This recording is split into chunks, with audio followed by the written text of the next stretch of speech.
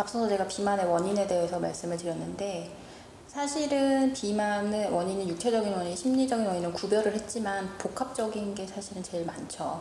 뭐 장시간 운동을 안 하고 뭐 피곤해서 육체적으로 대사력이 떨어져서 비만이 발생하지만, 또 그런 사람들이 스트레스를 받는 환경에 노출돼 있고 살이 찌고 있는 그 상황의 자체에 또 스트레스를 받고, 그러니까 심리적인 요인이랑 육체적인 요인이 복합적으로 일어나는 거죠.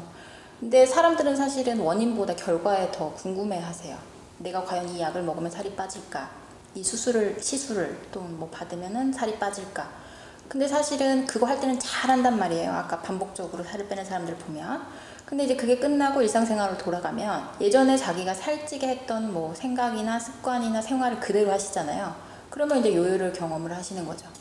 사실은 그 우리가 흔히 올바른 다이어트라고 알려진 식이하고 운동을 병행하는 방법 있잖아요. 그렇게 해서 정상 체중까지 뺐던 사람도 1년이나 2년, 3년 추적 조사를 해보면 뺐던 체중의 뭐 20% 내외로 유지하는 사람이 뭐 3%에서 7%밖에 안 된대요. 정말 어려워요. 그 네. 운동하면서 뭐 음식 조금 먹고 많이 운동, 네. 그거 계속 못해요. 그렇죠. 정말 힘들어요. 그렇죠. 그래서 바른 방법으로 다이어트를 했다는 것이 사실은 뭐 그게 뭐다라고 얘기할 수가 사실은 없는 상황인 거죠. 근데 우리가 10년을 놓고 봤을 때 사람이기 때문에 자기 생활로 돌아가면 좀 쪘다 빠졌다 쪘다 빠졌다 하는데, 이게 쪘다가 빠졌다가 쪘다 빠졌다 하는 그 꼭지점들을 연결해 봤을 때 한 10년에 걸쳐서 이게 점점 꼭지점이 내려가고 있다 그러면 그 사람은 바른 다이어트를 사실 하고 있는 거죠. 그런데 할 때는 잘했는데 항상 훅 요요가 오고, 잘 뺐다가 훅 요요가 와서 꼭지점이 점점 늘어나고 있다 그러면은 그거는 사실은 잘못된 다이어트를 하고 있는 거죠. 근데 제가 봤을 때 그런 결과가 오는 이유는 아까 말한 대로 그 결과에만 집착을 하시고 왜 자기가 살이 쪘는지에 대해서는 모르시는 경우가 많은 것 같아요.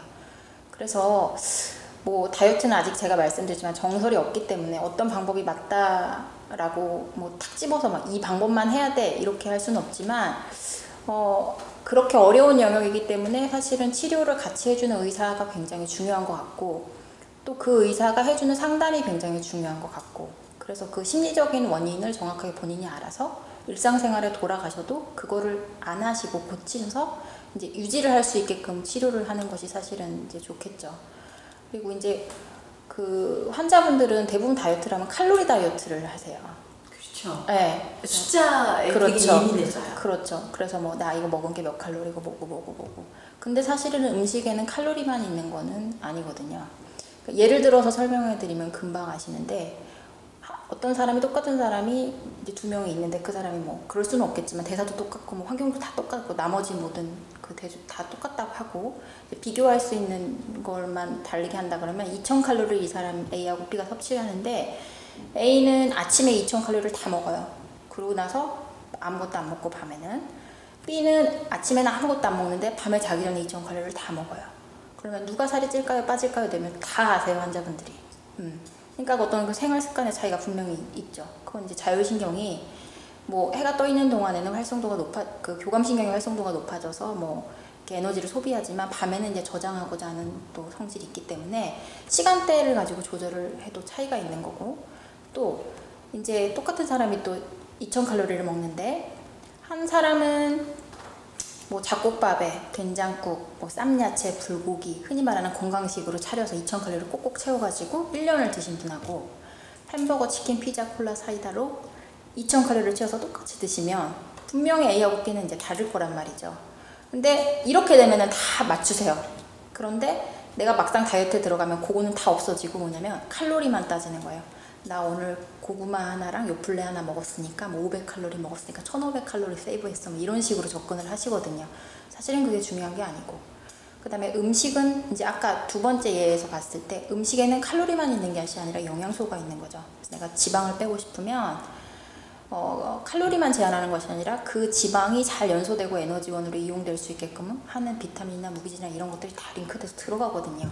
근데 걔네들이 골고루 먹어줘야 돼요. 그러니까 총 칼로리는 제한을 하시더라도 영양소를 골고루 섭취를 해 주셔야지 사실은 이제 다이어트가 되는 건데, 거기에 대한 지식이 이제 거의 없으시고 다들 어떻게 하냐면 칼로리 제한을 하는 거죠. 그래서 처음에 초기에 하던 다이어트가 칼로리 다이어트였다 그러면 그런 걸 이제 바로잡기 위해서 나왔던 게 뭐 사우스비치 다이어트나 뭐 황제 다이어트, 그거는 이제 탄수화물, 단백질, 지방 3대 영양소 가지고 했던 건데 거기서 조금 발전하니까 뭐 GI 수치 계산해가지고 뭐 하는 다이어트 하는데 사람이 하루에 뭐 쌀알 하나 뭐에 있는 영양소를 현대의학으로 아직 다 뭐 밝혀낼 수 없어요. 정량화할 수 없. 그러니까 잡식 동물이니까 골고루 드시는 게 사실은 맞는데 그거를 정말 말 그대로 골고루 한쪽에 치우치지 않게 대신 이제 양은 조금 줄여서 뭐 이렇게 드시는 그런 것들이 이제 체중을 감량하는 과정에서 의사가 환자한테 이제 전달을 충분히 해주고 환자도 이제 거기에 대해서 지식으로 무장을 하고 또 이제 상담 치료를 통해서 내가 심리적인 원인 때문에 왜 폭식을 하는지